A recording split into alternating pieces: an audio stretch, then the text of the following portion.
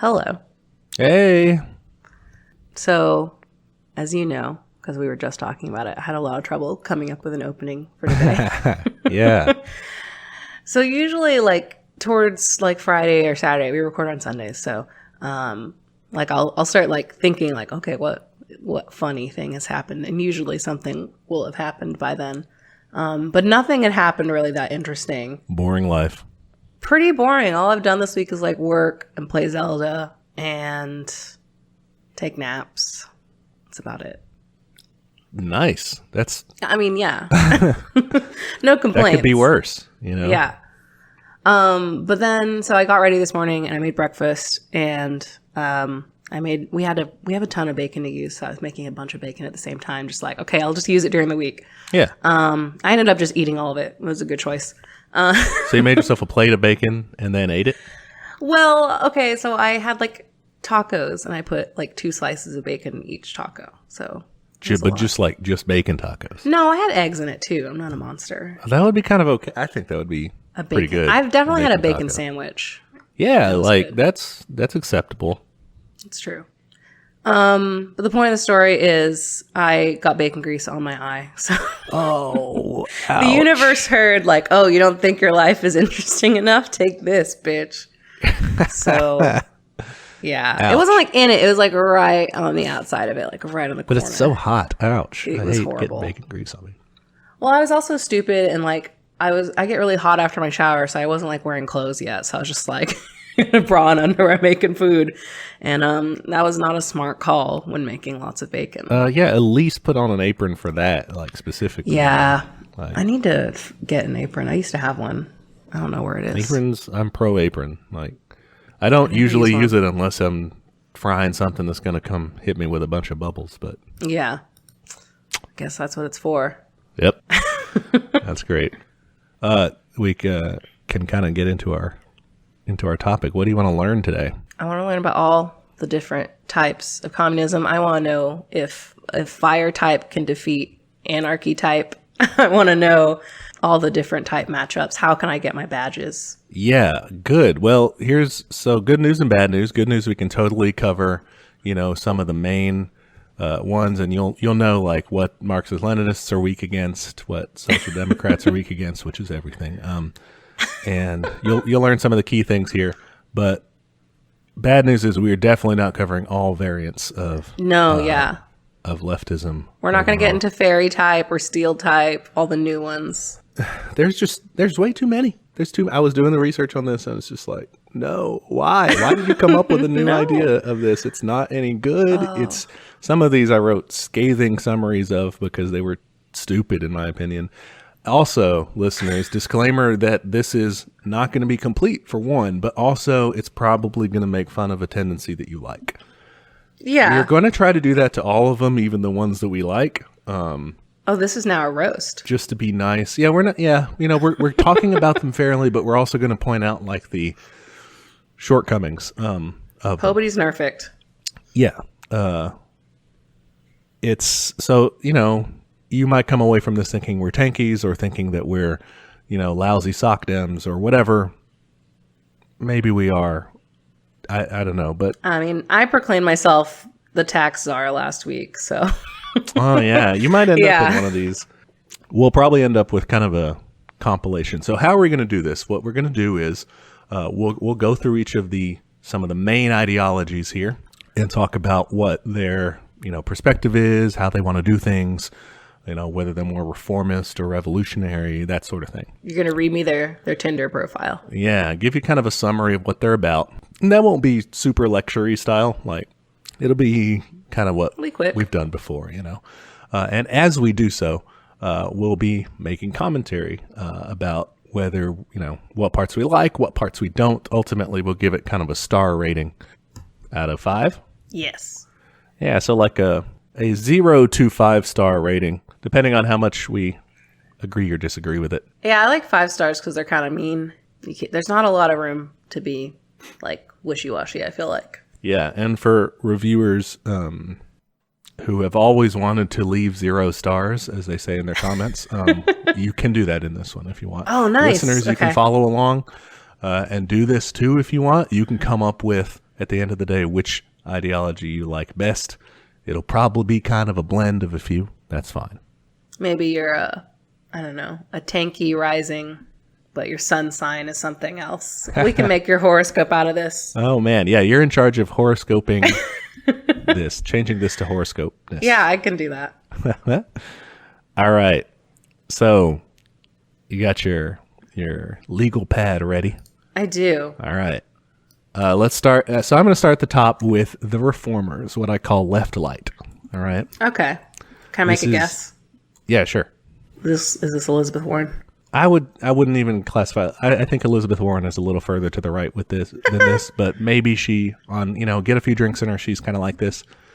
This is where Bernie Sanders is. Basically, this is social democrat. Okay. All right. Sometimes pejoratively referred to as sock dems. Sock dems. I hadn't. Okay. Wow. It took me a while to connect sock and social. I thought it was like sock, like the stuff you put in your feet. Yeah. They use sock puppets to make their points. So, social democrats, I know that Bernie Sanders always goes around saying, I'm a democratic socialist, but he's really a social democrat. Here's what they are. Yeah, what's the difference? They're basically New Deal style welfare state people, Okay. Capitalism with a friendly face. You got kind of a mixed economy, you're still doing stuff free market, but like the government regulates it. Reforms on behalf of the workers, redistribution of income. There's regulation, public ownership of some things like essential, like healthcare, retirement, some things like that. Yeah, that's my question is like, how far does that go? I mean, I'm sure there's a spectrum within this. Like, yeah, I want the internet to be socialized, Yeah, there's kind of a spectrum, and within that, you're right. Some social democrats want to consider more things to be necessities than others. Yeah.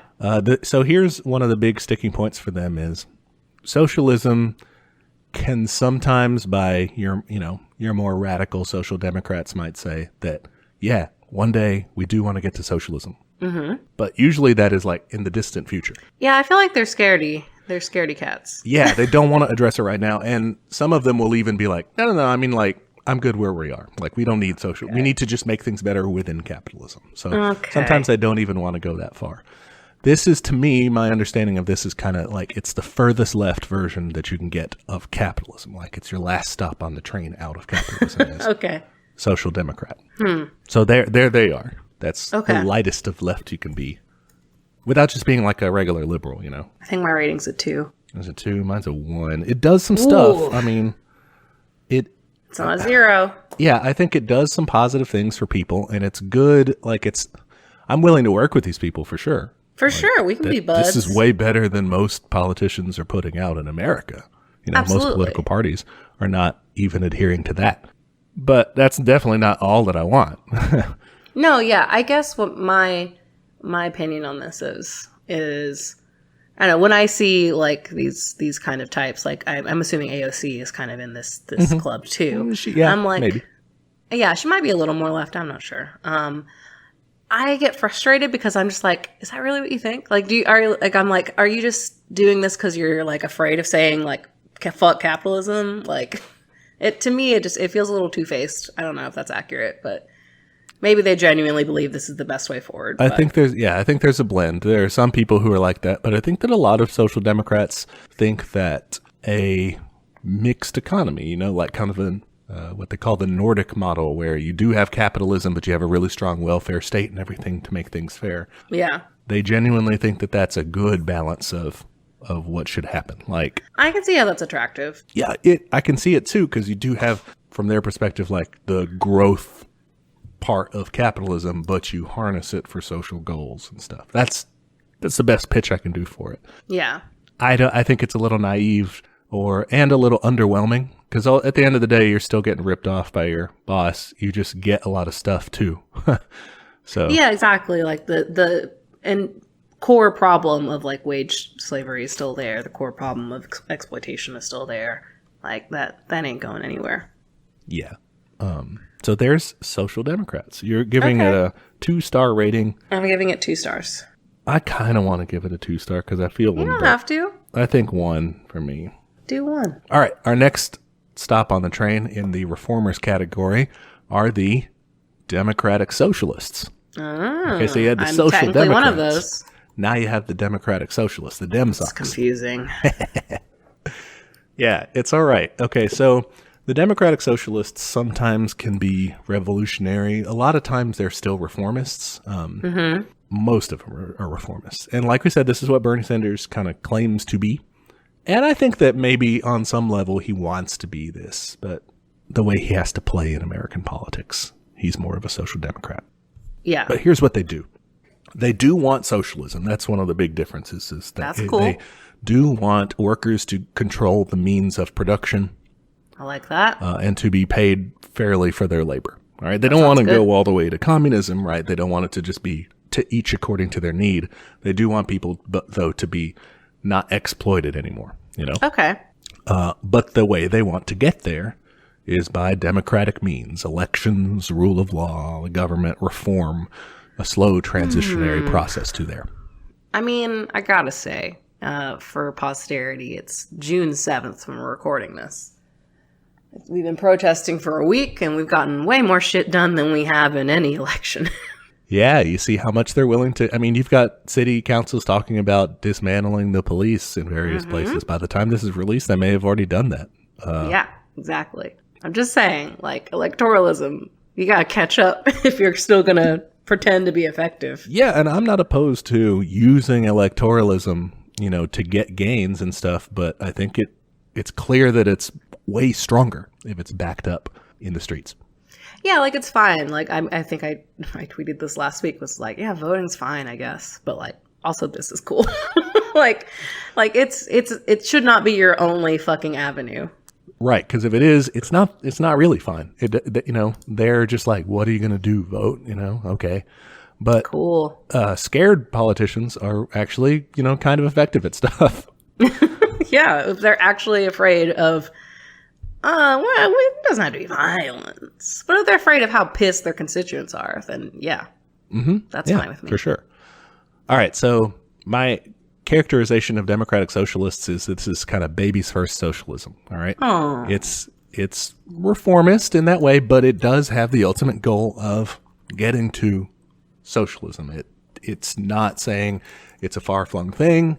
They do want workers to own the means of production and to end that exploitation. They don't want to keep the capitalist system. Can we give our ratings? Yeah, what you got? Well, I am now part of DSA, so I feel like I have to be nice, but I'm going to give it a 3. The Democratic Socialists of America is explicitly a big tent organization. Okay. Let people, leftists of basically all tendencies in there. So okay. I think I still give it a 3. Like, I mean, I think with both this one and Soc Dems, I'm of the opinion like, hey, if it gets people over to this side a little bit, I'll take it. You know, we can always radicalize them later. So if I'm thinking of people like, I don't know, like our parents or something who are like a little more centrist and like maybe they could be sold these ideas more than just being like, hey, let's fucking overthrow everything. yeah, I think you're right. I'm going to agree with the 3-star rating there. Oh, man. I think Democratic Socialist is the first good one because it does want to actually get there eventually, just nicely, you know? Yeah. Which, like, good luck, but I'll still help, I guess. Yeah. So I like them. I think it's a little naive to think that the ruling class will give up easily. But I don't know if they really think that it'll be easy. I think they just, you know, prefer to follow the rules when they do it. Yeah. I mean, like, we've talked about this. I think we talked about when we were going over, like, Marx and stuff. But the idea of revolution for me is very scary because I'm like, I don't like violence and I'm scared of guns and I can't run fast. So, like, yeah, I wish that would just work doing it nonviolently, but I also get that, like, it probably won't. So, yeah. Perfect world, sure. Let's do this. But, yeah, I doubt it. There we go. Democratic Socialists, first, you know, baby's first socialism. Yeah, they just want to get there by playing by the rules. Nerds. So those are kind of closer to the political middle. You know? Let's scoot on over. Yeah, we're going to scoot on over, and we're going to have to take care of a couple different quadrants. Have you ever seen, like, the political compass situation? I've taken some quizzes. All right, so, you know, you got on the left-hand side, you have a top and a bottom part, right? The top part generally is red, the bottom part's green. The top part is, like, the more authoritarian side. Okay. And then the bottom part, the green part, is the more libertarian side. So we're going to take care of the libertarian Oh dear. quadrant first, okay? So these are the libertarian socialists and the social anarchists. These are the broad terms for them. Okay. All that means is that these are your libertarians who aren't like right wing, they're your anarchists who aren't right wing, right? Okay. Because there are bad versions of libertarians who are like, yeah, they're like, oh, I don't like the government, man. They like capitalism. They just don't realize like how much the state reinforces capitalism and helps capitalism out. And the same way with bad anarchists are just extreme versions of bad libertarians is that they don't like the government at all. They don't think there should be a government, that people should just, run private armies and stuff like that. God. I will say the first fight I ever had with my now husband was because he was a libertarian, and we argued about it. It's okay. He got me flowers and Jimmy John's, which was very romantic in college. That was the key to your heart. Honestly, yeah, give me a slim one. I'm happy. So we're going to be talking about the good guys, okay? All right. The socialist libertarians, the left-leaning libertarians, and the social anarchists, the left. Why are these guys together? I guess because they both like freedom or whatever. Yeah, so these, they want things to be more decentralized. And we'll kind of talk about different variants of those and why they're maybe good or really not good. First up, we have mutualists. Mutualists are kind of like, these are the anarchist lights, all right? They are weird because they don't really have a theory on how to get to what they want. Okay. So they're not like, we need to reform the system. They're not like, we need to overthrow the system. They're just like one day. They just kind of talk about the system that they like. Oh, okay. So I found that a little bit weak, in my opinion. Weak. But ultimately, their goal is they want to keep free markets. Shaking my head already. But they think that the free market should be operated in a fair way from a socialist perspective. All right. What does that mean? What this means is like they would be fine with private property ownership, meaning means of production still in private hands. You can still be an employer. Yeah. But it would have to, remain in use or remain in occupation. So that would end like landlords, I guess, because you wouldn't be renting that out. You would have to be living in it. You can't sit on stuff.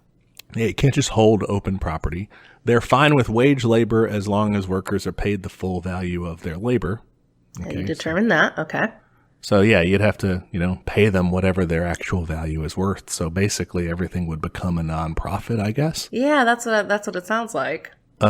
They're fine with like loans as long as the interest rate is just covers the cost of administering the loan. It's not, you're not ripping people off, basically. Okay. And that's how they want it to work. It's free market, but it's nice. It's good.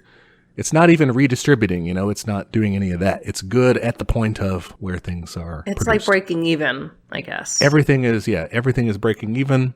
Everything is ultra fair and nice and good. Do you have any does anything stand out to you as like a question from that? Yeah, I think my big question is like, who determines what's good? Like, what's your system of government? Like, who's making these rules and enforcing these rules? Yeah. There isn't.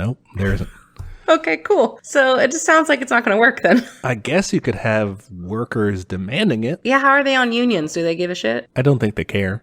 I think that's fine. Okay. This one, to me, a big problem was, if I'm an employer in this system, why does anyone aspire to be a factory owner if they're just going to break even every day? Yeah, that's confusing to me. Like, I get it if, workers control it and are doing it for the good of society and stuff, but if you still, why does one person take up that task?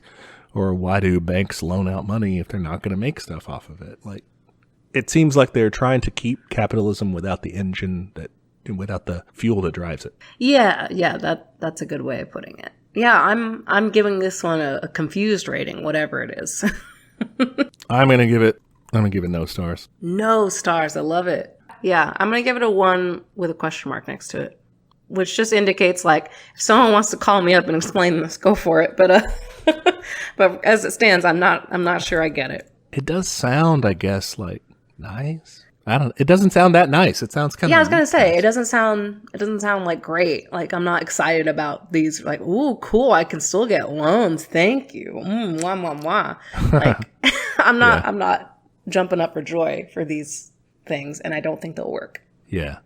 if you're a listener, if you're an expert on mutualism, or even if you're decently well versed at this, you're more well versed than I am. So give us a message. Tell us why mutualism is cool. State your case. Yeah, for sure. We're not the experts on any of this stuff. No, yeah. As usual. Definitely not. All right. Who's next? Next contestant. We have collectivist anarchists. Okay.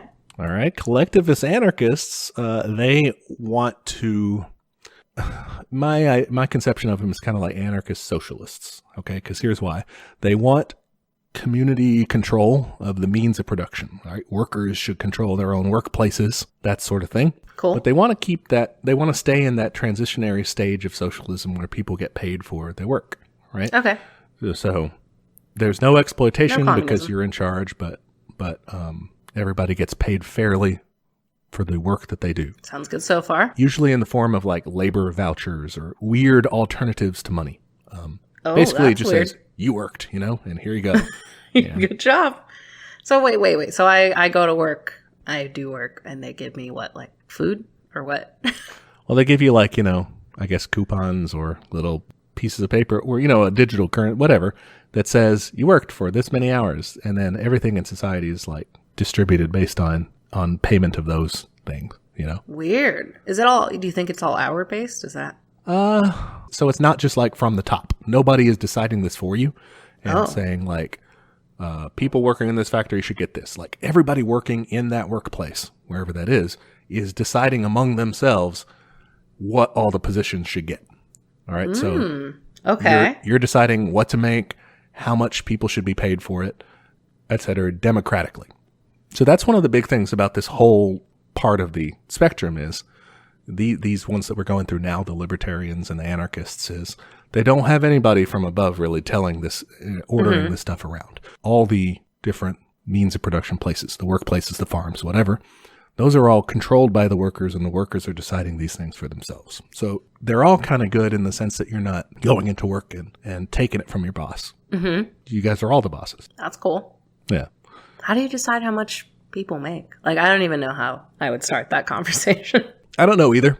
There may be some sort of calculation involved, or just democratically trying to argue it out and say, no, this should totally be worth it. Sounds like a fight in a box. Yeah. Who knows? I don't know. Maybe it's worth it. Okay. So I go to work, and me and my colleagues have decided how much money I should make. Except it's not really money. It's more like coupons for stuff. Yeah. How much should you be compensated for? You earned 3 meals today. Right.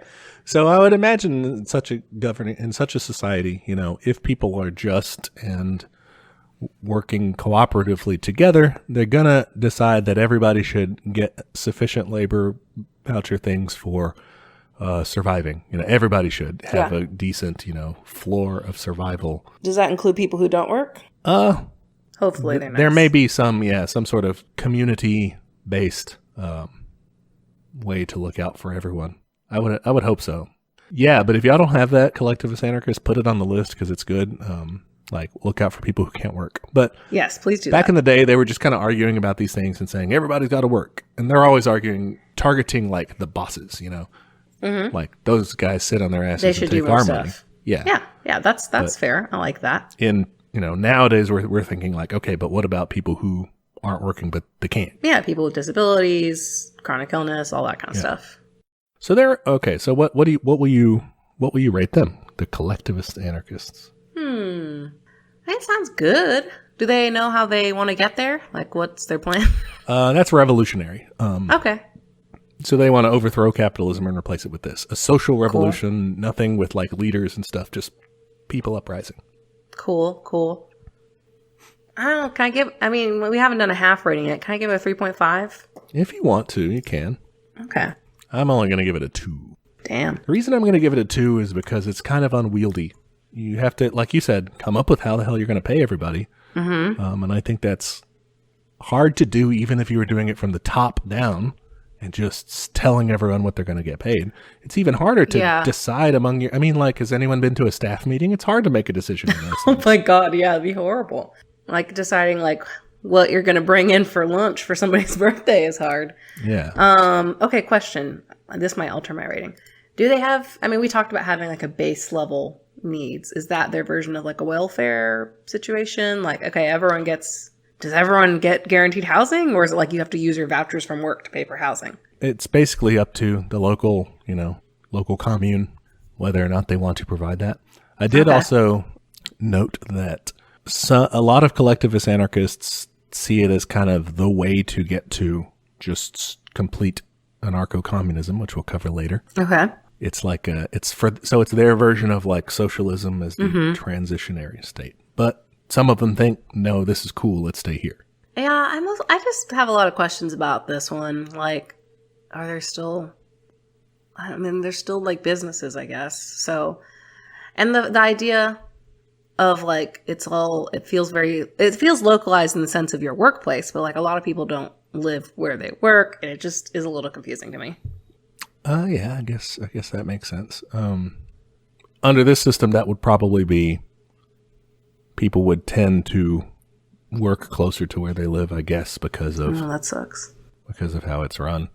It's also very theoretical. It has not really been put into widespread use. During the Spanish Revolution in some of the Catalan regions, they had workers' cooperatives like this and collectives and stuff that were kind of variations of this. And in Barcelona, is that what a co-op is? Just deciding how much people get paid? A truly democratic workers' co-op would, everyone would decide together what each position would be paid and stuff. Yeah. What's a grocery store co-op? I've heard of that. So a grocery store co-op is just like a grocery store that's owned by people who shop there.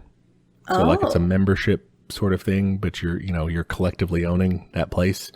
Okay. Members decide what foods and products are stocked there and like the quality, basically you govern the grocery store that you patronize, vote on standards for negotiating prices, how the employees are compensated, all this sort of stuff. Okay.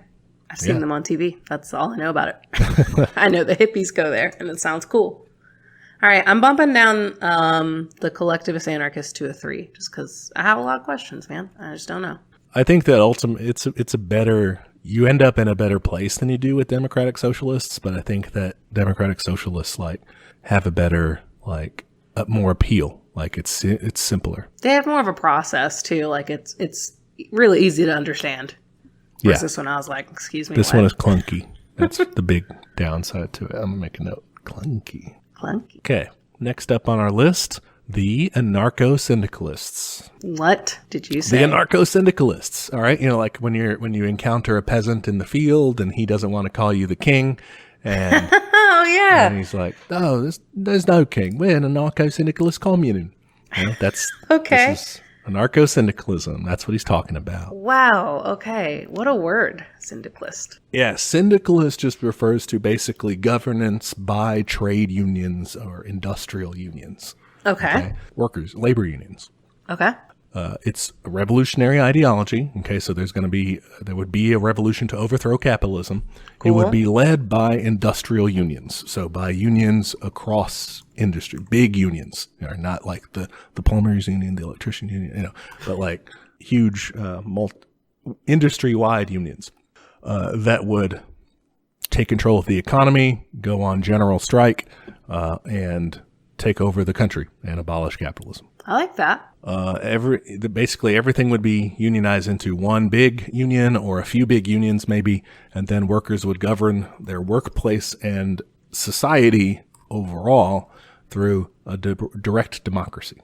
All right, so they're voting, like we said, on the workplace stuff, but they're also voting on just how to run their local area. This is hard.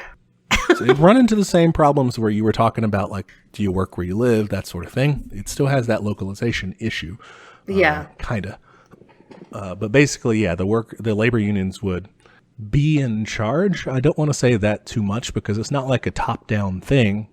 Everybody who works is in these unions too. So it's like kind of a direct democracy situation. Just going through unions to do so. Yeah. Okay. I have questions. Yeah. So when you say big unions, like I would picture a union that's that big has workers who are spread out, right? That's an interesting point. Yeah. So the way it works is you'll have your local union branch that you're a part of, right? Okay. We're part of this union maybe, but we're the branch of this. Okay. So you can have some satellite offices or whatever. Yeah, and your workplace has its, it's everyone's in the same union there, right? And you guys send delegates to the overall syndicate. Okay, this is like a Congress, but of labor union delegates from various places. And that would be kind of your local government sort of thing, the syndicate. Okay. So let's give an example. I'm trying to think of a profession that's not fucking restaurants, because I always go to restaurants.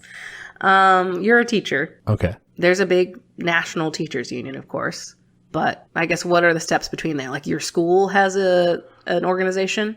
Yeah, your school would everyone there would work, would be a part of this union because it's good and it fights for people and everyone wants to be it. And then we're like, hey, who are the leaders among us? Let's vote for them.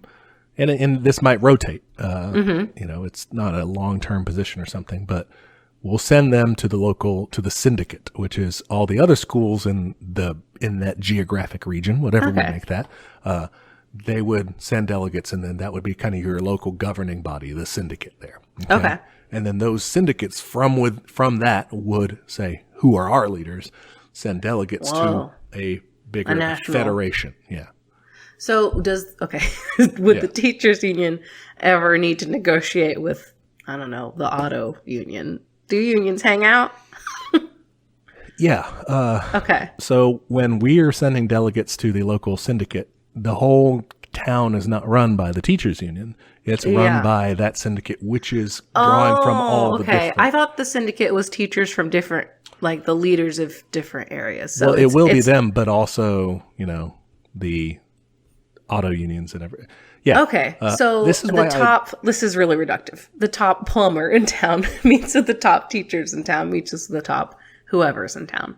Yeah. The bakers, the butchers. Yeah. And this is why we kind of stressed that it was industrial unions or the big unions.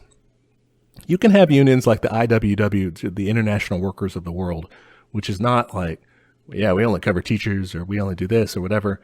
That's why if they're all kind of united like that in a big labor group that just fights for workers in general, you don't really have to worry about there being different union organizations.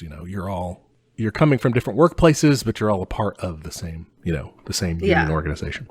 Okay, wait, so I'm confused. So would that be the case here? Is that it's one big union? Yeah, or maybe a couple unions, but generally not too many unions. You don't have a whole problem.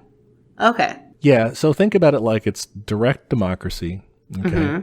It's just run through your workplace. Okay. Sounds like a pain in the ass. I guess it can be. The theory, from their perspective, the theory is that it's cutting out the middleman of parliament or, Congress or some sort of a legislative body that doesn't have a direct tie to the economy. Their theory is, why are these people around? Why don't we just govern ourselves? And, we're the ones who do everything in society depends on the economy, like going and people producing in their workplaces and stuff. So why don't we just govern through that? Why don't we just have people democratically run their workplaces, and then those workplaces democratically run everything? That's from their perspective what they would be. It's not bad. I'll give you a rating first. I'm still mulling. I'm going to give it a 3. Okay. I am sympathetic to them. Okay. I think I'm gonna give it a 2.5. I just don't understand it very well, and I don't know. I think I struggle with what are your big hangups? Yeah, I think I struggle with the idea of worker run things, not because I'm an asshole, but because I just don't know how it would work. And I'm I think I've also just been conditioned by capitalism to hate on workplaces. So I'm just why would I want them to be in charge? But it wouldn't be like it is now. It wouldn't be like my fucking CEO is in charge of my life. Yeah. It would be that but still, even my coworkers being in charge of my life, that's still kind of weird to me. But I don't know. I guess that makes sense. It sounds hard. I think I'm also coming from a place where I've been working remote for a few months now, and I know that's definitely where things are going. So I'm just how is that going to work? And like even my workplace currently, like we have people, in Chicago, we have people like all over the place, like it's not a centralized workplace. So like, how would you determine cost of living across vastly different areas? So that wouldn't happen. Okay. Like the company would split the fuck up? Yeah, that happens because it's good for the corporation right now. But I mean, why would the workers want to keep that in place, really? Why would they want to open up a branch way the hell over there? That's for this. So capitalism currently, of course, is for the service of the bourgeoisie. Yeah, and that's why they open all these satellite offices, because it's cheaper in certain states or certain other countries. Yeah, and it funnels it up to where they are. They can, extract that from wherever to them. In a worker-run situation, not just the anarcho-syndicalists, but really any of these ideologies we're talking about, the goal shifts to production for society, And yeah. I don't think there's a real reason. There may be a few exceptions, but there's not as many reasons for there to be such nationwide, different companies doing different things all over the place. I guess that's true. Yeah. I think my job's very weird too. So Could be, I'm just like, I'm trying to figure out like, what the fuck would I do? Like, no one fucking needs design that much. Like, it's fine, but like, it's not an essential service. Oh yeah. You got to understand that under all of this, advertising's going to take a hit. Exactly. So. There's no more advertising. There's no more of any of that shit. So yeah. I'm out of a job. Yeah. Figure out something else to do. I'll go full-time artist, I guess. Technically, you still need art. Yeah. Well, you want the ones that try to transition as quickly as possible to no one has to do anything. That way you can just do what you want. That's a good point. I'll keep an eye out for that. I want the extreme ones. Just let me write books alone in my cottage. That's what I want. All right. So those are anarcho-syndicalists. Okay. Run everything through your workplace. Not bad. Democratically. Maybe I'll give it a 3. Equally. I'm changing mine to a 3. Sorry, I'm being kind of a 3-er right now. It's okay. I realized I had overcomplicated terminology and stuff. That's okay. All right. Our next stop is the most radical of this quadrant of the zone. Social anarchists are the anarcho-communists. Okay, I've heard of these. Yeah. Sometimes they call them ANCOMs, just to shorten it, anarcho-communist.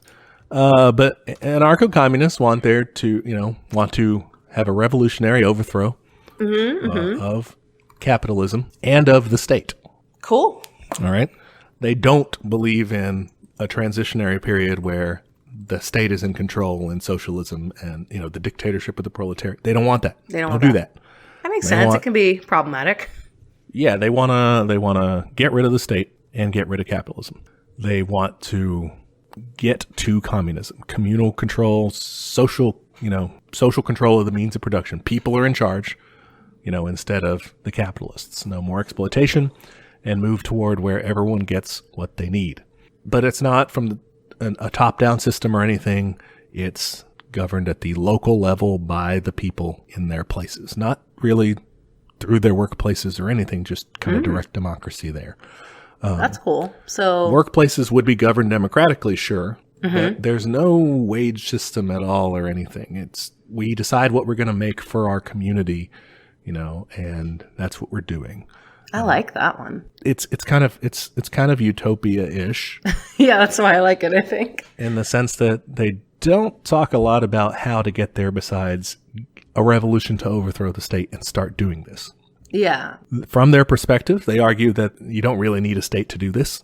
You can have decentralized, stateless, collective federations, basically just direct democracy at the local level. And if you need to have a more national or more cooperation between different regions and stuff, a wider net like that, you would elect, delegates to go cooperate voluntarily with those different areas. Okay, because that was going to be my question of like, if it's hyper localized, I'm assuming you can't grow everything you need to grow wherever you live. So you need to cooperate. Like, hey, I don't have bananas here. Can we trade? Can we say, yeah, we'll send you some bananas. Yeah, it's very, and it's, not trying to make a profit or anything, not trying to exploit, just cooperating tradesies. that way. Yeah. They argue that is sufficient to get, that whole state of things, stateless, collective federations are sufficient to give both power to workers and to preserve personal freedom. Nobody's lording it over anybody else. I like this one a lot. I kind of like this criticism that they level at kind of the more Marxist-Leninist versions, they say that, hey, we've tried transitionary states of socialism, and Karl Marx says they're supposed to wither away. Hasn't worked. But when have they ever withered away is what they say, That's fair. I mean, yeah, it's kind of like skipping a step, but like it seems like that might be a good step to skip. That was hard for me to say. Yeah, I like this. I feel like when I fantasize about my dream world, I feel like it looks a lot like this, where it's just like, hey, I've got my neighborhood greenhouse and we all work together and whatever, we live in like a nice little commune. Yeah, anarcho-communist, it's very similar to Animal Crossing, our top our top utopia. Yeah, it's very much it's utopia, and I like it. I think I have a hesitance to give it 5 stars because maybe this is just me being expedient, but I think that transitionary state of socialism might be necessary. Mm-hmm. Why do you think so? Because I don't know. Maybe it's just like you were saying with your confusion on anarcho-syndicalism. To me, maybe my hang up is that I've been too conditioned to see things as being governed by states. Yeah. And so I'm like, well, you got to have a state for a while to get everything ready, and then you can. No, yeah. I have those tendencies too, but for some reason this one's not bothering me as much. I don't know why. I like it a lot, though. I'm liking it. It's cool. I'm giving it a good rating. Ultimately, I want that to be whatever happens, and I think that's kind of what Marx aims at, is having this, anarchist situation. Mm-hmm. No government. It's no withering government. away. Yeah. They just want to go like there. They don't want to do anything and fuck around in between. They want to go right to that source. I think what gives me hope for this is seeing how the communities have turned out in like recent weeks. Seeing how people at protests are still supplying like food and water and stuff like that. And I feel like we could do this. Like, I mean, we need some more practice, but like, I think it could work, and like, I think last week on the podcast, I was talking about, what if we just did a general strike and like we all fucking, work together to make sure that everyone was fed and make sure that like we were all taken care of. Like, that's what I want. That sounds great. That's essentially what they're doing here. So this may be a 5. I'm being one of those Food Network judges that don't give perfect scores just because they don't. I'm giving it a 4.5 just in case there's something else that really wows me. All right. Yeah, I'm giving it a temporary 4. I might bump that to 5 later. We'll see. That's what I'm thinking too. It might bump up. I want to date around. I don't want to settle down right away. So yeah, I like it though. It sounds pretty rad. All right. Who's next? So now we're moving up to the top quadrant. Okay. The more, what would you call, more statist or more authoritarian? Yeah. Initially, at least. And this will cover Marxists in general and different varieties thereof. Not all of them, because there are too many, but some of them. All okay. Right? So we start with Marxists, and we don't have to spend a lot of time on this because this is OG Marxism. This is what we covered in Communist Manifesto. This is Marx as Marx said it. Cool. First 3 episodes. Go back. Yeah, workers control the means of production. They seize the state. They transition to socialism, and then they transition to communism. So first they control, they end exploitation and make sure that everybody's paid fairly, and then they gradually develop forces high enough such that everybody can have whatever they want. Utopia. State withers away. I mean, it sounds rad. Classic Marxism. I think having just heard the other one, though, I do have that question. How does that state wither away? How do we make sure that happens? True. I'm going to give it 4 stars because it's the classic and it's good, I think I'm also going to, just because I liked the other one just a little bit better because it does kind of contend with that issue of like, yeah, how's that going to work? The state withering away, yeah. Yeah. Our next of the Marxists are the left communists. The left communists, they would consider themselves Marxists, but their variant is that they're called the left Marxists because they're kind of extreme, They're the edgy kids. Okay. Because they oppose participating in bourgeois parliaments at all, like any sort of parliamentary or Congress style thing. They're like, no, bullshit. That's bullshit. We're not going to be a part. Or if there's a trade union that's like they don't think is radical enough, they won't do it. So these are your guys who are like kind of too cool for school, Whereas Marx argues hey, use this stuff, be allies with whoever you got to be so that you can get stuff going in your direction. These guys are like, nuh-uh, that's a waste of our time. So I'm kind of confused. All right. So their argument is, they still want a state. They just don't want to work with bougie people. There's this kind of a question of tactics. They still basically want to go in the general Marxist direction, but they argue that leftists waste their time with any sort of involvement in bourgeois parliaments, this just means that just means elected government. Electing stuff. Okay. Electoralism is bad, and don't participate in it at all. Don't give it any legitimacy. Take to the streets, take direct action. Only do that, and that'll get you there. Okay. I'm more of a mix where I'm like, well, you can do both if you want. I don't think, again, like I said earlier, I don't think you should rely on electoralism overly, only. I think that's a dumb idea, but I think it's fine to do both. Might as well hedge your bets. Yeah. Ultimately, I'm going to give them 2 stars because I like their passion, and they're going in the right place. It's just that I don't think they have the right idea in terms of completely abstaining from government electoralism and stuff. Like, why not use it? Well, what's confusing to me is that they want to abstain from that, but eventually when they do have their own state, they're probably going to also vote and stuff, right? Yeah, well, that wouldn't be a bourgeois parliament, though. That wouldn't. Well, no, it wouldn't. It'd be a purely worker run, a Soviet, yeah, it'd be a council or something. Okay, they would be fine with that. I think I'm going to copy you and also give a 2. I'm copying your answers, Teach. All right, next up we have Marxist-Leninists. So I'm a little worried, but tell me about them. All right. Everything is stupid naming-wise from here on out. Okay. All right. Trotskyist, they're fine. But everything gets kind of stupid. Marxist-Leninists is Lenin's update to Marxism. Okay. Right? That's what it... I forgot. And it sounds kind of like that. But it's Lenin's update to Marxism. Basically, he took Marxism, applied it to Russia's case. Yeah, but his idea though was the vanguard party, right? That had to do it first. You have to have the vanguard party to make it happen. A communist party leads that state. Basically, kind of a stronger state to deal with the problems that Russia was facing. All right. He takes Marxism and kind of adapts it in those ways. But Marxism-Leninism as an idea was first actually put together and codified as a thing by Stalin after Lenin's death. Okay. So this is Stalin's interpretation of how Lenin weird. Applied it. Yeah. Okay. It's stupid. A lot of people call it Stalinism. Okay. And so here's where listeners might be like, don't you call it that or don't you call it whatever. All right. I don't care what you call it. The main thing is it's Marxism updated with Lenin's additions. The whole, like you said, the vanguard party, a stronger communist party, and a stronger state dominance over economy and life overall. Nominally in that transition period on the way to it withering away under communism. But obviously that didn't happen in the Marxist-Leninist Soviet Union. Yeah. And Stalin wasn't very nice.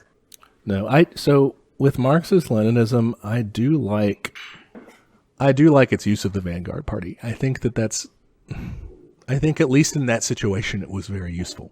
Mm-hmm.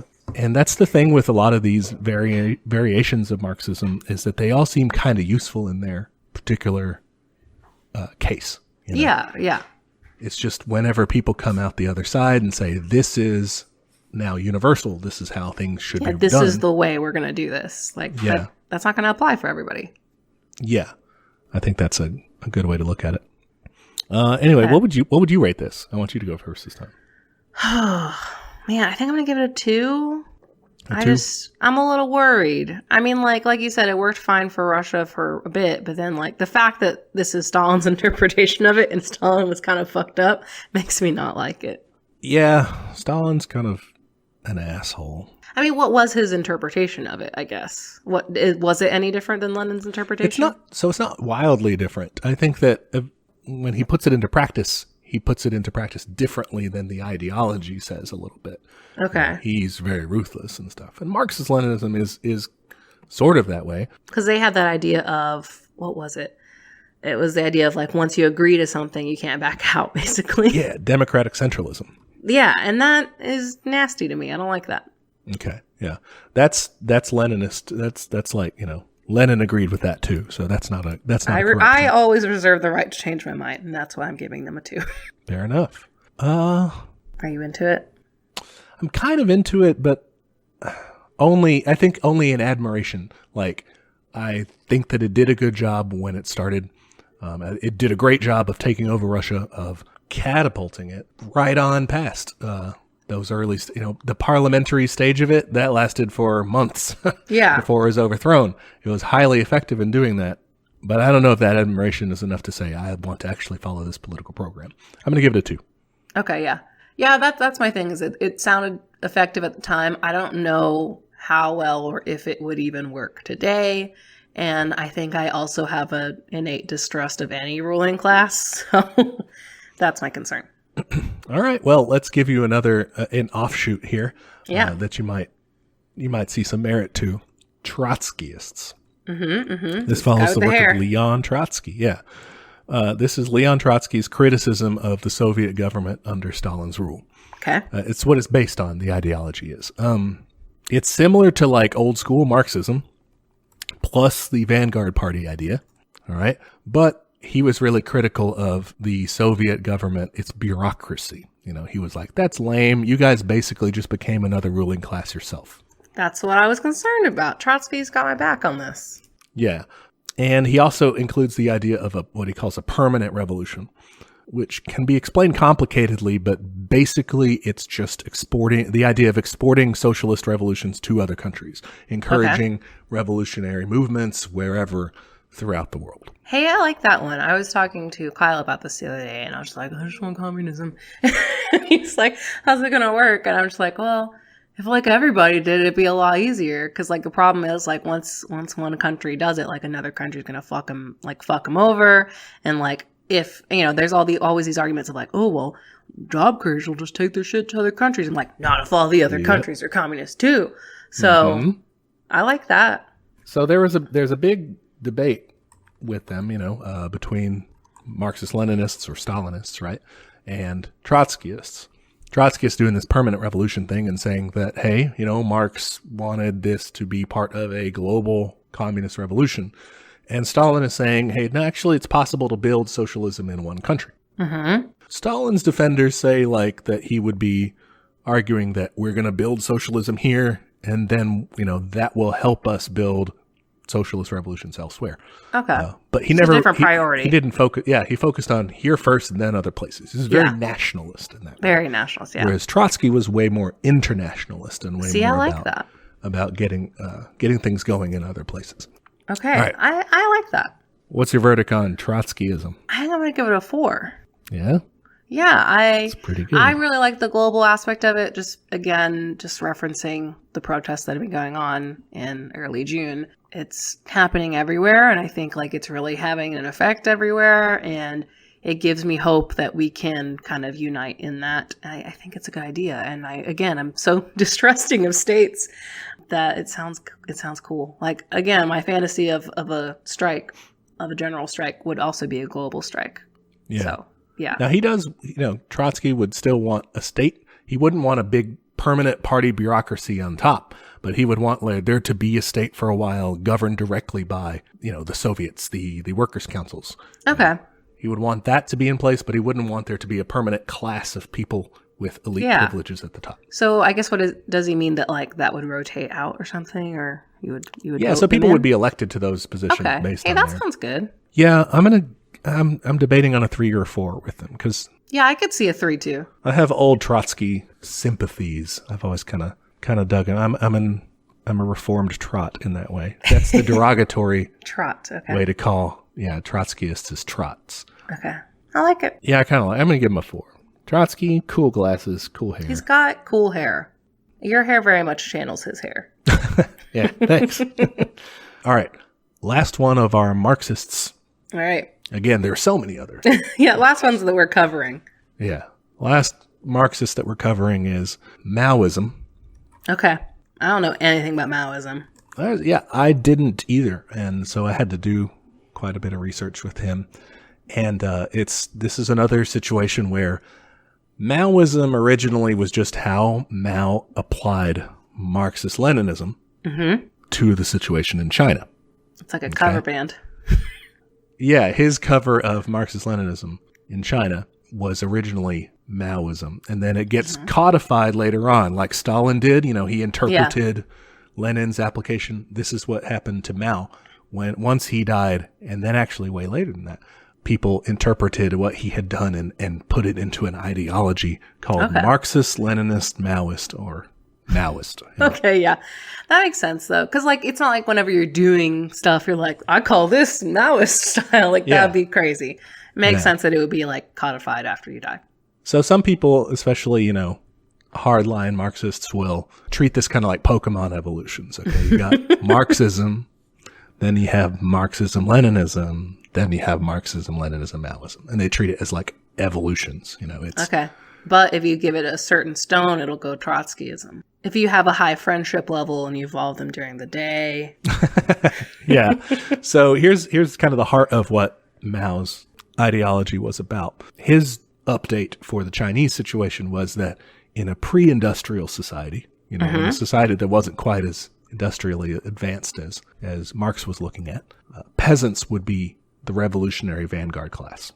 Instead of the proletariat, the urban workers, you would rely on peasants to do that in the rural countrysides. Cool. He had a kind of weird idea about new democracy, which is just like saying that he didn't like how regular electoralism was done. He wanted to do it differently, more responsive to the people or something.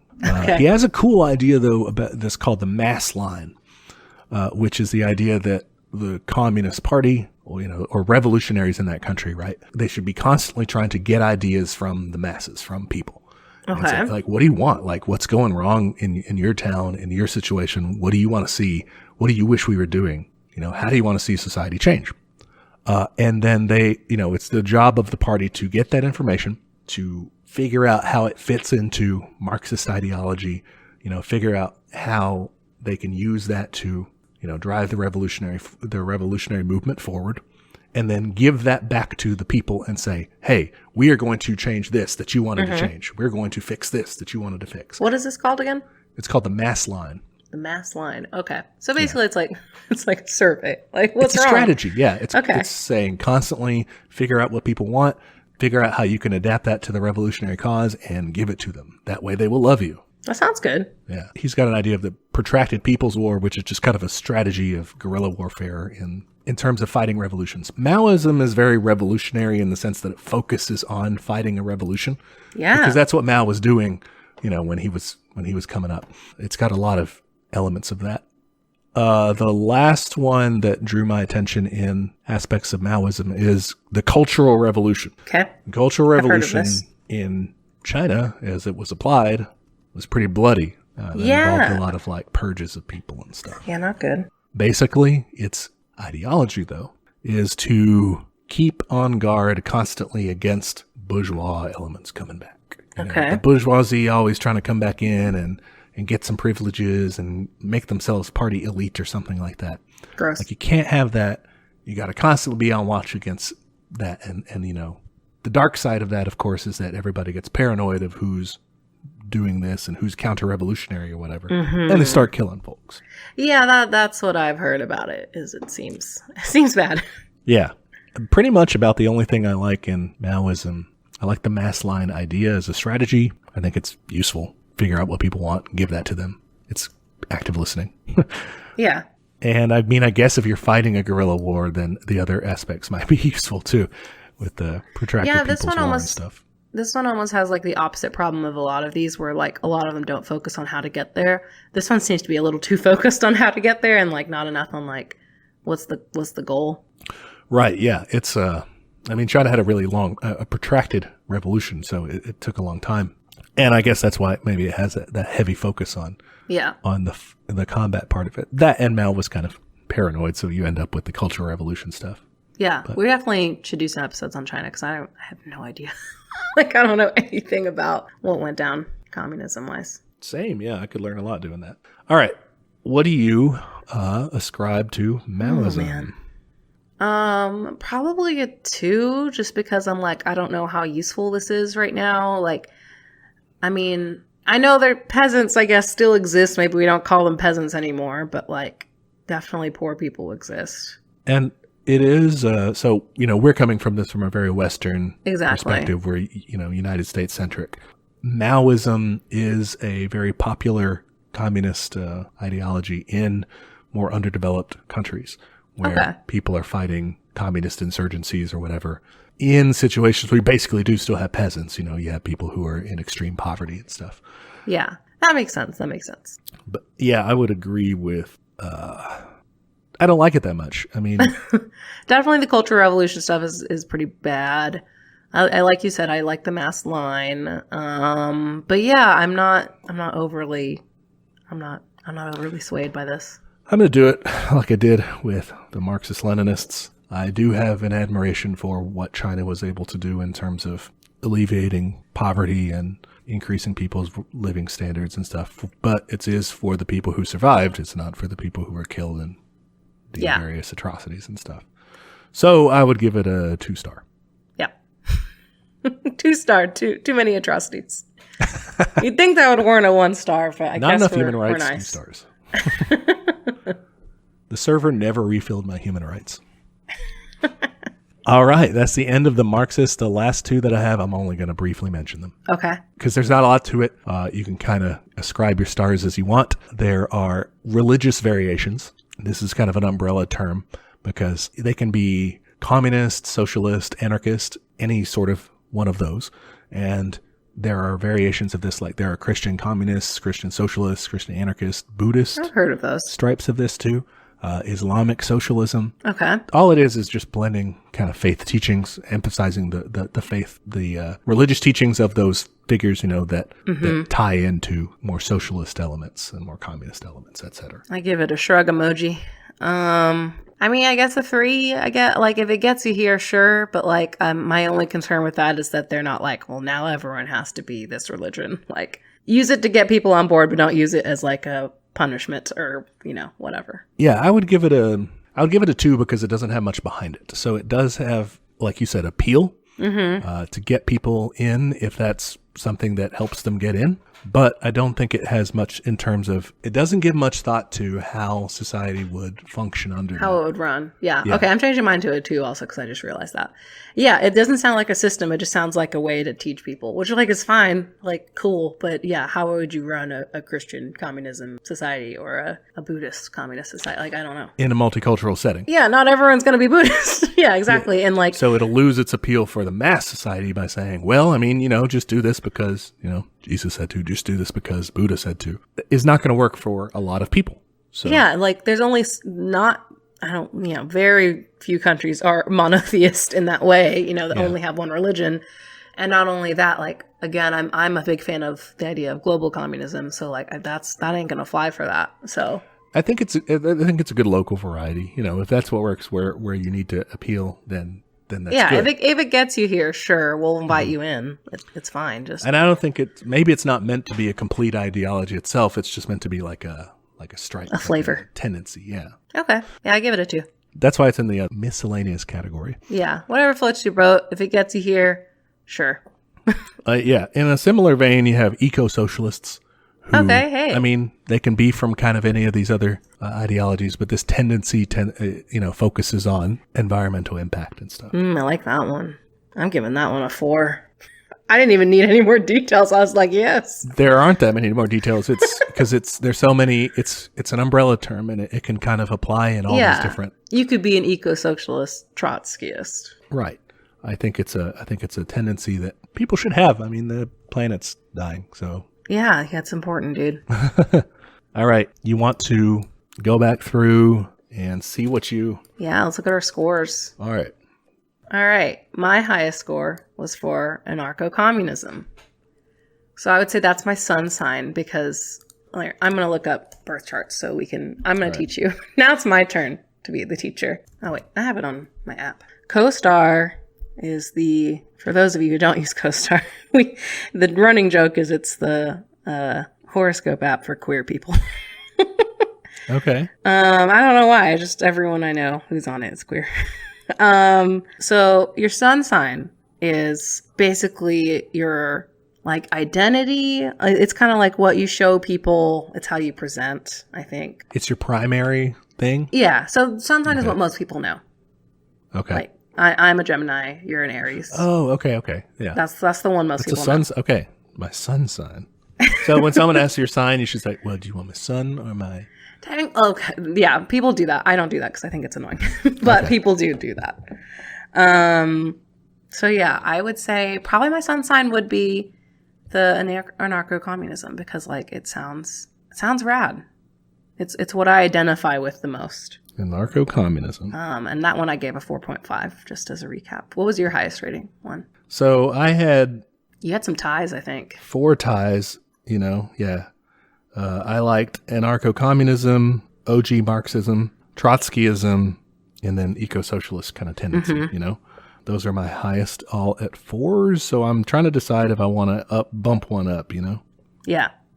Okay, yeah, I'm going to go anarcho-communist too. Okay, cool. That's your sun sign. That's the sun sign? Yes, and I'm reading from CoStar now. Determines your ego, identity, and role in life. So I think that sounds right. This is what you identify as. All right. Next is your moon sign, which is your emotions, moods, and feelings. This doesn't have to be your second place, by the way. You can determine. I'm putting eco-socialist here because I have a lot of feelings about eco-socialism. So your emotion, moods, and what does this mean? This is like It reflects your personality when you're alone. Yeah, it's not so much about what you present to other people. It's more like your internal self. This show just got really ridiculous. I'm sorry. No, this is what people want is communist horoscopes. Yeah. I should preface, I don't actually believe in horoscopes. I think they're just fun. I like to get drunk and read them.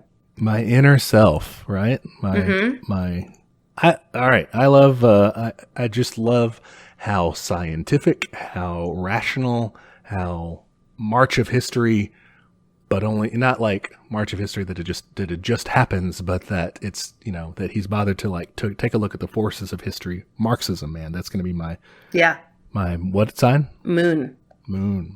There's a bunch, but we're going to just do the main 3, which is moon, rising, and sun. All right. So your rising sign is also called your ascendant sign. It's the mask you present.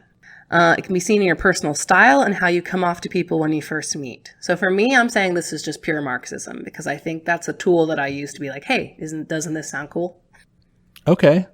I mean, I would pull something that aren't even in my top. Yeah, stars that's a good point. Wise. Either sock dems or dem socks, one. That's a good point. Yeah, you can. I tend to. Oh, that's a good point. When I first meet someone, especially, I come across as just kind of a, left liberal, maybe. In terms of talking through things. And then if you get to know the person, okay, let me introduce you to the harder stuff. Yeah. Let me show you the real shit. Maybe that should be my rising is democratic socialist. I'm okay with that. I would say democratic socialist, reformist, Mm-hmm. I'm playing nice. I want to help people. Look how reasonable I am. And nice and good. And yeah, don't you think that people should, that's definitely rising. That sounds good. But like as far as I am, I guess I'm anarcho-communist overall. Yeah, what is your rating? Like I bumped them descending. to a 5 because that's my top one, Okay. What's next? Marxism, classic Marxism, that's my second. One. That and Trotskyism, I'm going to keep those at 4s. That's my backups with eco-socialism I don't think it's a full ideology in itself, so it's kind of like a concern of mine, but it's not. It's something I also believe should be incorporated into my overall thing. Yeah. Mine's pretty similar. My top one is anarcho-communism. Got to work on how to say that, huh? ANCOM works. ANCOM, that'll be easier for me. I would say I still really like OG Marxism. That one also got a 4 from me. I think it's a good talking point. I think it's a good, easy way to explain things. Same thing with eco-socialism. Like, I like it, but I want there to be more to it. But I want that to be folded into whatever we do. Yeah. If we get to anarcho-communism, like, you better fucking have sustainability in there. Mm-hmm. For sure. Trotskyism I liked because of the global element, but I didn't like too much out of it. So that one's kind of on the same level as econ, I would say, or eco-socialism for me. Like, I like bits of it. And yeah, I think democratic socialism is a good way to onboard people. Yeah, for sure. Because that's definitely how I got in. Like, I got in here because of Bernie fucking Sanders, who is now endorsing Joe Biden. So, like, you know, burn your heroes. Yeah. I mean, I definitely started my migration leftward in the social democrat camp. And just like, yeah, let's do good things. And then, you know, gradually I just kind of moved from that into democratic socialism and then kind of further on, you know? Yeah. It's like, I think a lot of this discussion has been, what can we do right now versus, you know, what do we want in the future? And I think those are both important questions to ask. And I think the trouble with most of these is they don't answer both of those questions. Right. So it's hard to have just an absolute favorite and be like, I'm absolutely right. So I think that's okay though. I think most people are eclectic about what ideologies they like and don't like. You know, pick a little from each. And yeah, you pick and choose. They're cafeteria Marxists. Yeah, you pick and choose. And even if you don't, like, you can also, like, still hang with these people. At least they're not capitalists. Yeah, and pick a few to hate, too. You know, like, I really hated mutualism. Yeah, that one was confusing. I didn't really like social democrats much. I mean, I get it's good to work with them, but I don't fine, like but I'd rather have democratic socialists any day of the week. Yeah. I didn't like collectivist anarchists very much. That was kind of, I put clunky beside that one. Yeah, that was fine. I thought it was confusing. Whenever I think of vouchers, I just think of in Handmaid's Tale, you would get tokens to buy things. Oh, yeah. Yeah, it's weird. That whole system is weird. Maoism, I don't think I own enough like assault rifles to be a Maoist. No, it sounds bad. It sounds like a lot of people are going to die. Which, like, again, I'm a fraidy cat. Yeah, no. Okay, do you think you have hopefully listeners, you were able to kind of follow along and figure out which one of these you liked and didn't like? Yeah, I hope you were able to give ratings. You didn't have to do the horoscope thing. That was just for fun. Bonus material, yeah. For all you weirdos out there. Okay, do we want to move to Organization Corner? Let's do it. Organization Corner. What are we talking about today? We're talking about baby's first protest. Baby's first protest. Yeah. When we're recording this is after how many days of unrests and uprisings? Oh gosh, it's been over a week. So protesting. Probably 10. I think we're on day 10. So talking about going out to protests, right? Yes. So yeah, I went to a protest here in Dallas on June 6th. It was a Saturday. So I went with two friends, both former coworkers, and that is my first tip: is go with a friend. Don't go by yourself. You can go by yourself if you want, but like I'm a small femme presenting person, so that didn't seem overly safe. I'm not small. I'm fat, but I'm also like short and like not physically fit and able to run. So like I just wanted to make sure I had people with me. So yeah, definitely go with somebody if you can. But yeah, I just want to give some tips that like, these aren't going to be like basic tips necessarily, because I feel like there's plenty of resources out there for that. We can cover some of those if you want to, but, I'm putting stuff that like I learned that I didn't realize, I guess, until doing it. Yeah. So the first one is it's fucking hot outside. So it was 97 degrees yesterday, and it fucking sucked. So definitely wear sunscreen, definitely bring water. Like that's a very basic tip, but I'm just reiterating it because it's really fucking important. For sure. Yeah, I brought 3 large, like really big bottles of water, and I went through like 1.5 of them. I probably could have gone through more, but I didn't want to have to like piss in the street. Were there a lot of like water stations and things around? So yeah, so the way the protest was set up was we went down to this park in downtown Dallas. It's actually very close to where like we got our marriage license. So yeah, we went out there downtown, and they like had some speakers, which they were very good. And I loved, they had a translator, which was awesome to like translate to Spanish. And then we like marched around downtown and then came back to the park. So at the park, they had a water station. They also like ordered pizzas, and we're like, does anyone want some pizza? And they had like snacks and all kinds of stuff. Cool. Yeah. The only thing was like the park itself is pretty small. So like we kind of had to like, I used my outdoor concert skills to like get us closer to the shade. So I was like, it's so fucking hot. So yeah, that was the only issue, is like it was pretty crowded, but it's fine. And even on the walk too, there were various people who were like, someone had one of those like wagons that had like water in it and stuff. It was like a cooler but mobile. Yeah, so the people had water. There's some people who like had shirts that said like medic on it. So like I felt very taken care of. Like I was prepared and everything. Like I had snacks and water, but like in case you didn't bring that, like I think that's fine. Yeah. So yeah, that was cool. I was very impressed with the organizers. I was going to say, did you see any organizers like visibly, like that were helping people who didn't know what to do? Or I mean, there's the tent situation, and then like definitely someone had to have organized like the speakers that were there. I think they did a really good job with that lineup. I came like a little bit late, so I missed part of the first speaker, but he was really good.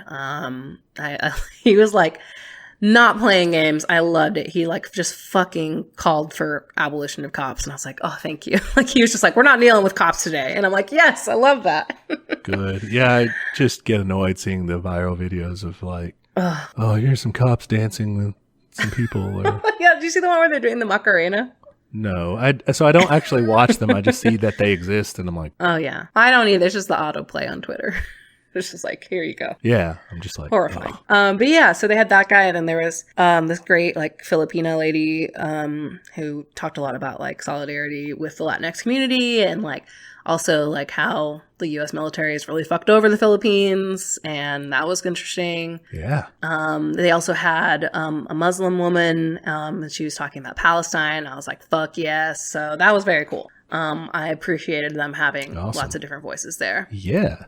That's cool, and that's a kind of diverse range of priorities, but, you know, things that we can mobilize for. Yeah, exactly. It felt like this was a movement for something bigger. Not that Black Lives Matter is not important enough, but it's nice to know that like we were all showing up, you know, like it was good. Yeah. What else? Okay, so back to tips though. The biggest thing I learned is that you do not have to chant the whole time because you will get tired. I only chanted for like the first maybe 20 minutes, and every now and then I would try to do it again. But like you're out there, it's hot, you're wearing a mask, and it just is exhausting. So like take breaks. Yeah. Maybe join in every other chant, because I tried to do all of them at first and I was like, wow, I'm fucking exhausted.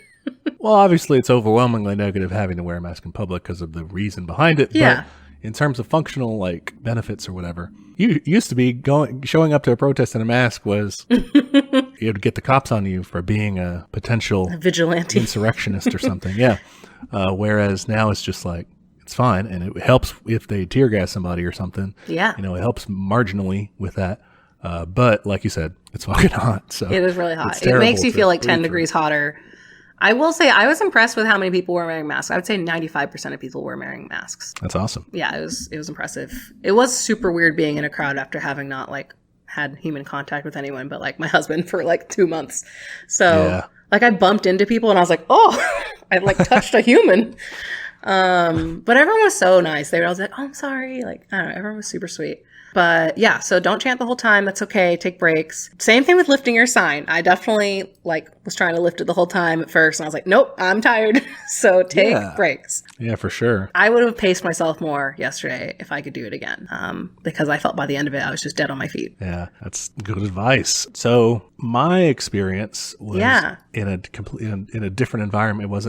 It was more suburban than that, you know. I think those are still important. So, like, not a real diverse part of, you know, the DFW area. Essentially Whitesville.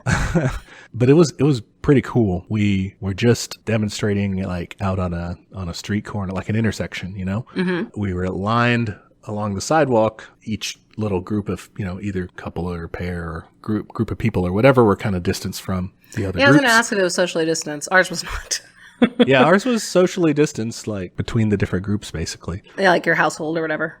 Yeah. Okay. And they had signs there. They had kind of like an organizer or a few different people doing the organizing. They had signs like made already, and they had a little station you could make. You know, oh, that's sign. cute. I wish we'd had that. That was awesome. We pulled up and I was like, oh. We didn't bring signs, you know? And she was like, maybe they have some here. And sure enough, they did. That's awesome. Everybody was wearing masks. And we were, you know, holding the signs out there saying Black Lives Matter, no justice, no peace. And I mean, you just held out the signs to the cars as they went by, you know? Yeah. And I was pleasantly surprised both at the organization and the response. Like the organization, well done with all the signs and stuff.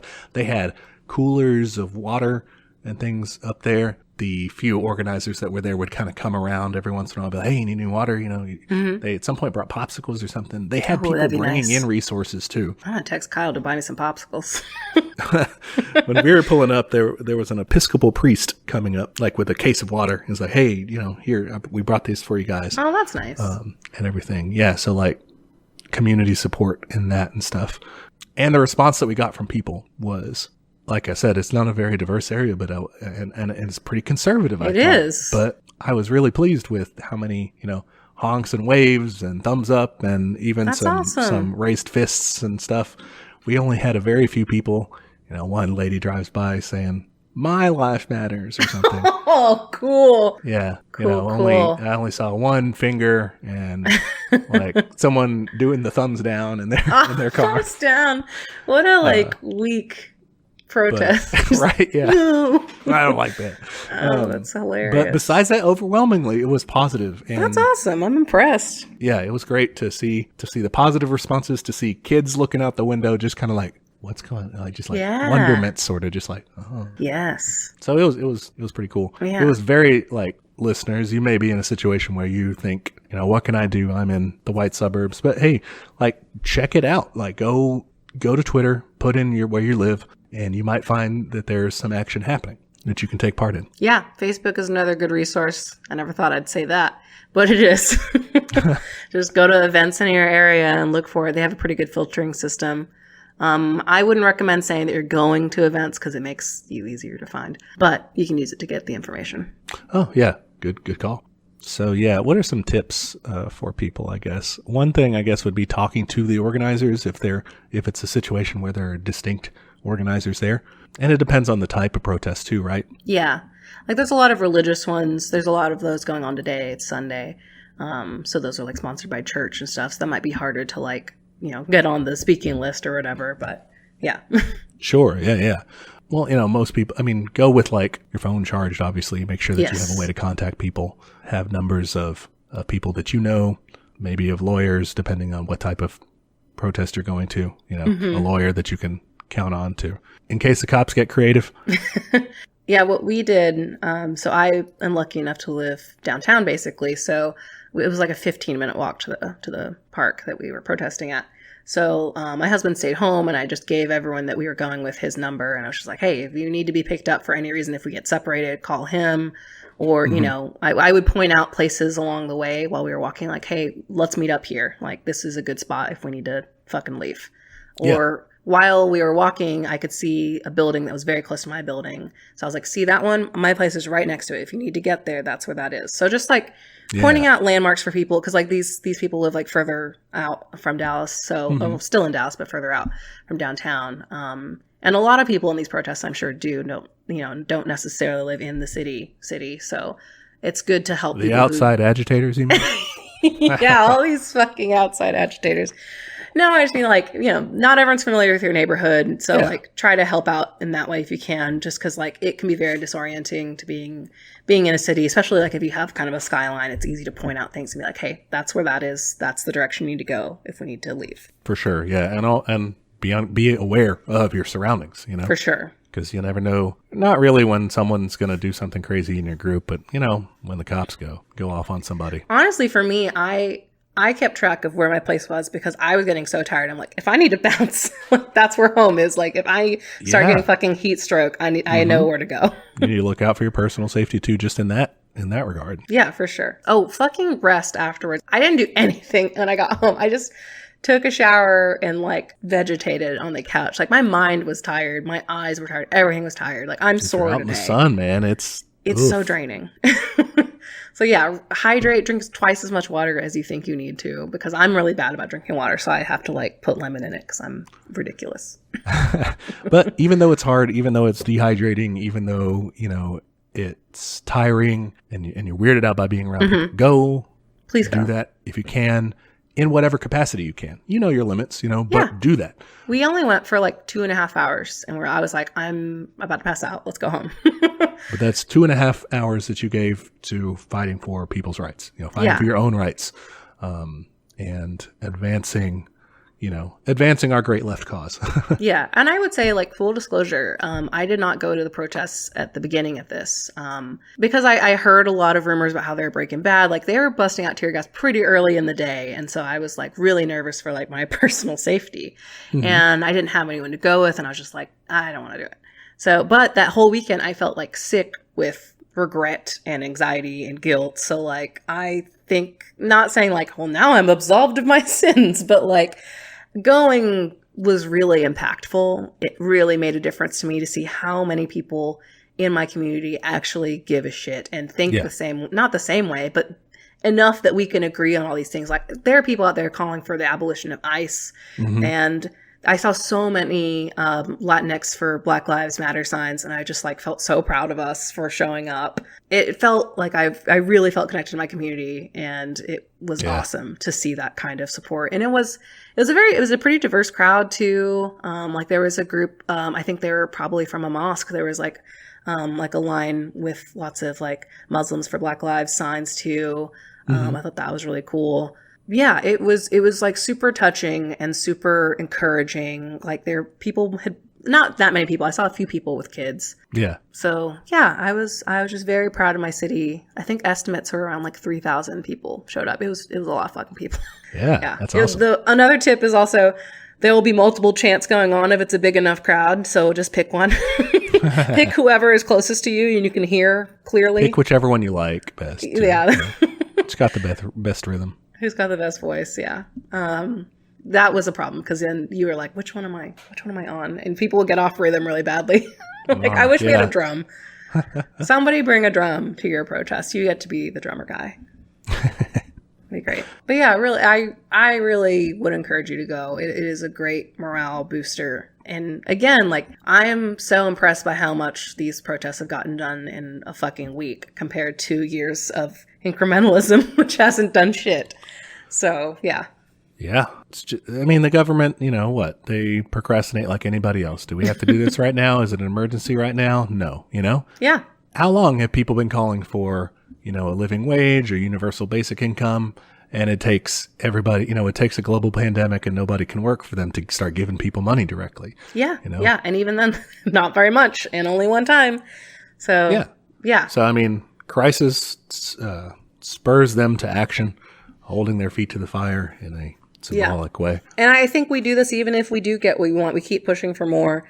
I think people can fall into the trap of, like, oh, what if we had elected Bernie? We'd be all good or whatever. And it's like, no, we would still have to hold him accountable too. Exactly, like, you got to keep pushing for this stuff, even if you get your way. These demonstrations bolster, our own personal morale going out there. It bolsters the community's morale in terms of what it can do. And when you start forcing, when it starts putting the pressure on people, with decision-making capabilities and making them make change, it'll definitely boost everyone's morale by seeing what they can get done. Yeah. Can I talk a little bit about abolition? Sure. Police, abolishing it. So, one, I just want to reiterate, we kind of talked about this already in our other episode, but I think people often think of police abolition as we turn off the police switch, no more police. And I just want to bust that myth. That's not a thing. That, first off, that's impossible. Secondly, the idea is to defund police, make sure they're not fucking Iron Man out there while, teachers have to pay for their own fucking crayons. And yeah, basically just taking that money, investing it in things that are more likely to reduce crime than police. So, yeah. For sure. Yeah. Addressing the problems rather than putting this one, supercharging this one thing to fight the symptoms. And that's the thing, is that, like, if we ask police to do too many things, like, they should not be, like, we should have way more social workers who are, like, paid and appreciated. Like, they should not have to respond to, like, mental wellness checks. Like, they're not qualified to do that. Like, no, you should not bring a gun into that situation. Yeah. It shouldn't be, when you're unsure, call the police. No, there's no need for that. Yeah. So yeah, I just wanted to touch on that because that's a common, like, talking point that I've seen. It's like, you can't just not have the police. Yeah, everyone jumps to, like, well, everyone's gonna rape and murder, and I'm like, well, they don't solve a lot of rapes and murders anyway. So yeah, they're incredibly bad at their job in terms of killing people and abusing people, sure, but also in terms of doing the real things they're supposed to do. They're not great at those. Yeah. Really not. Ugh. Pretty bad. I guess what I also want to point out is that I think I mentioned this earlier when we were talking about like anarcho-communism and stuff is I think seeing these community-driven protests have been a great way of showing that, like, yeah, we do have power as a community and, like, we could get some shit done. Like, yes, the fact that all of this community is invested in the same ideals and we want these things to happen. And, you know, the fact that we pulled off having a protest, like, and did a good job. And, yeah, like, I think we could take care of each other, you know? Like, it kind of proves that point out. For sure, yeah. And like you said, it's not 100% we agree on everything, but we agree on enough to come together and advance toward in that direction. Exactly. Like, there are definitely some, like, just centrist liberals in there who just wanted to, like, talk. Like, I've seen this. We need body cams and stuff. Yeah, or not even that. Like, the ones who just are solely focused on Trump. I'm just like, he's not the fucking problem. Like, he sucks, don't get me wrong, but, like, if we got rid of him, who's there? Joe Biden? Is Joe Biden going to fix this? No. Yeah. So yeah, he definitely won't. I'll take their support for now, but I'm also going to tell them to be better. Sure. Yeah. Cool. All right. Well, thanks for teaching me about all the different types. I got to tell you, do you remember that Pokemon song? What kind of Pokemon are you? Why do you do things you do? Yeah. I had that in my head a lot. So now you have the communist version of it. Yes. What kind of communist are you? There you go. I was trying to work out how the syllables would work, but you got it. So yeah, today we learned what kind of communists we are. Maybe you did too. Yeah, hopefully you did, or go back and figure out which one you like best. What do you want to talk about next time? So next time, I think let's do a movie. We've done some theory ones and some kind of heavier ones. Well, this one was kind of light, but we've done a lot of theory lately. So let's do something kind of fun. All right. So a movie, what would be a good one? I think we should do Trumbo, starring Bryan Cranston. I love Bryan Cranston and everything he does. I watched him in Drive recently, and he was very good in that. Oh, he's in Drive? Yeah. I guess I need to watch that then. I was like, maybe I should watch that because y'all mentioned it, but if he's in it, I'll watch it. I mean, it's good. It's also weird. I'm mostly obsessed with that scorpion jacket. It's so ridiculous. All right, so Trumbo sounds good, though. It's supposed to be about the blacklist, right? Yes. It's really good. I watched it a few weeks ago. I'll probably do a rewatch, though, just to refresh. Yeah, it's good. It's about the blacklist. It's about, I guess it was in the 40s, 50s. I guess it's in the 50s. I should know this. We'll know it next week. But yeah, it's good. I liked it because it does, even within that movement, show a few different kinds of like leftism and communism. So I think it was good. All right, yeah. Let's do that next. It's on Netflix, listeners, if you want to watch and then tune in to hear what we thought about it. I definitely have listened to recap things for things I haven't consumed, though. So if you don't want to, I guess you don't have to. Yeah, we'll tell you a little bit about it. Yeah, spoilers for Trumbo next week for this movie that came out like 4 years ago or something. Yeah. Don't forget, you can find us on social. Twitter is @TeachCommunism. Instagram is @TeachMeCommunism. And Gmail is teachmecommunism@gmail.com. Be sure to email us if you have questions that you want us to cover in the show. We'd love to do a Q&A show at some point. Also, if we totally mischaracterized your type of communism, feel free to correct us on that. Yeah, tell us for sure. Call us lousy sock dems, call us tankies, call us whatever. It's fine. I am the tax czar after all. But I yeah, don't think anyone for sure. would call us a tanky, but call us trots. There you go. That's fine. That's okay. We'd get cool hair. But yeah, please let us know if there was a certain type that you really want us to cover, then like that's fine too. Just tell us what you think. Oh, true. We left out like 80 different varieties. So. Yeah, we don't want anyone to feel left out. Also, along those lines, please rate us and give us a review, particularly on Apple Podcasts, just because like that's an easy place for me to see reviews and it makes me very happy. I'm using the birthday card. My birthday is tomorrow, so like give me reviews for my birthday. When this comes out, it will have passed, but still. Late, yeah. Belated birthday. Good. Yes, it still counts. I will still be very happy. Yeah, and share it with your friends, all that good stuff. Okay, cool. Well, thanks for teaching me communism. Yeah, anytime. It was a fun little session of communist astrology. Or at least that's how it ended up. Yes. Hopefully you got a lot from that. Listeners, tune in next week. for our next episode of Teach Me Communism, where the class struggle is always in session.